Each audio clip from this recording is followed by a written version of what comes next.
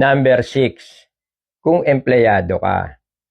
Pag sinabing empleyado ka, maraming dokumentong kinakailangang i-prepara, no?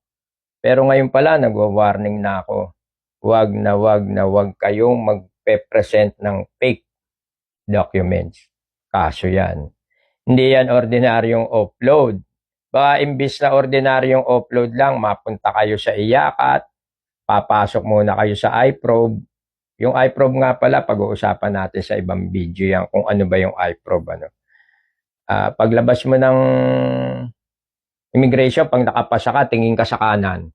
Paglabas mo doon sa pinaka-window na, yung sa first interview, tingin ka sa kanan, may nakalagay, iProbe. Yun, aanhin natin yun. Pag-uusapan natin yun, ano trabaho na iProbe.